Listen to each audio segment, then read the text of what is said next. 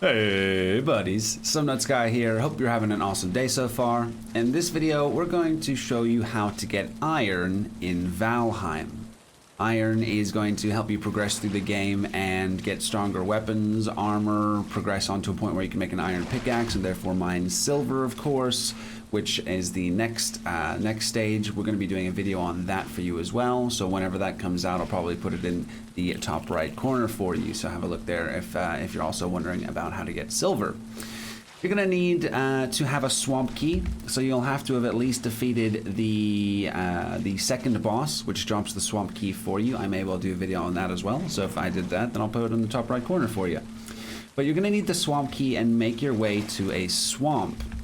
Now, when you get there, you want to find a swamp called a sunken temple or a crypt, and they look like this. You can find them semi-frequently within most swamp biomes. Some smaller swamp biomes don't have any of these crypts at all, but some of them have crypts, left, right, and center all over the place. So you should be able to get yourself a decent amount of iron from one big swamp, really.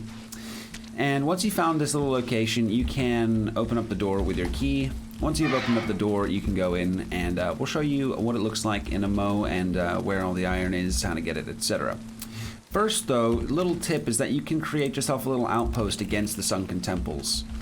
You can put your crafting station against the wall there. You can actually build against the wall here as well. And this is quite nice. If you ever get in a position where you're being swarmed by nearby enemies, you can just sort of jump up onto the... if we can make it up there, you can jump up on here, and you're pretty safe up here, unless you get a wraith coming down to get you. Is it called a wraith? I think it's a wraith. That comes down, flies out of the sky to get you, or maybe some archers, but you should really be fine. Create a little outpost here. You can stick a fire there, stick some chests to store all the iron and everything that you're going to be getting. Also fire, obviously, for the rested bonus, etc., etc. And what you can also do, which I mean, you could always build it on top as well if you wanted, but being able to build off the walls just saves you a little bit of resources. These are just a little outpost, little fob. But you can also do those. You can stick a teleporter on the top here.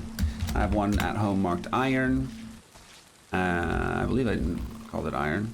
Yep, there we go, connected. Fantastic. So this is a little outpost, little swamp crypt outpost, little iron mining outpost that I usually use.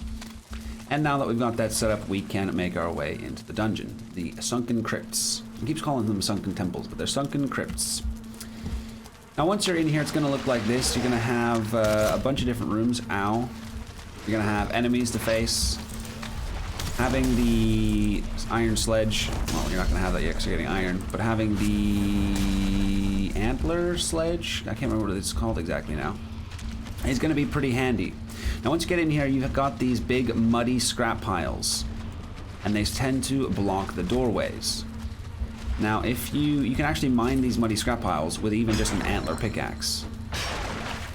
So you don't actually need a bronze pickaxe to get through here. You just have to have defeated the second boss. Get the key to enter, and you can actually use your antler pickaxe to mine through these. Now these muddy scrap piles will drop a small amount of iron scrap there. We've got 2 iron scrap from this muddy scrap pile. Iron scrap, it's not an ore in Valheim, it is iron scrap that you're gathering, which you'll then be smelting later to get iron. You got rooms with these spawners in them as well. So if you have your antler sledgehammer, whatever it may be called, it's really nice and easy to just go in and just slam the hell out of everything. There's some blobs in here as well. You want to avoid being poisoned. If you want, you can take poison potions. Now what you're really looking for is these chests.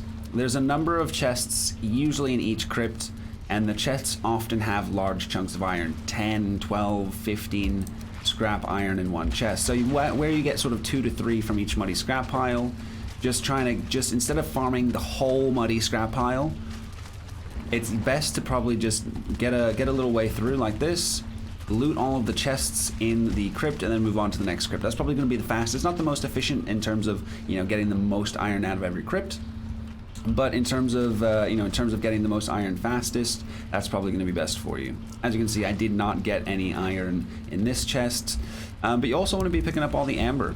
Some of the later weapons and tools you're going to be breaking making will require things like Emir flesh, or you might want to pick up the Meganjord from the trader if you found him yet. If you haven't found him, I might make a video on that, so if I have, I'll put it in the top right corner for you. So yeah, you want to collect all the valuable things that you can sell to the trader for some cash money business. Chains can be a little bit interesting, but mostly obviously you're just looking for the iron in the chests here. So just mine your way through, look for the chests, grab whatever scrap you can from these muddy scrap piles as well, obviously. And one side little tip as well in terms of the combat in here, it's kind of really easy to cheese these locations, because if you go like this and open up a small hole, you can start to see these enemies in there, but this enemy can actually attack me. He just sits there. So I could use my sledge, just go kabah, and just clear the rooms before I even really have to get in there and take any damage. So you can do this pretty safely. Once you've obviously got your iron, you're not going to be able to transport it through your portal. You're going to need to get it on a boat and get it back to your base. And then you're just going to smelt it like you did your copper and your tin, although you're not going to need to combine it with anything in a forge. You put in the iron, you get iron out. You can then start crafting yourself some iron stuff. I would highly recommend starting to start with getting some nails and be able to build yourself a bigger, better boat, a Viking longship. It's got a much bigger storage capacity, meaning your second iron run can get you a lot more. Some of the weapons are quite expensive.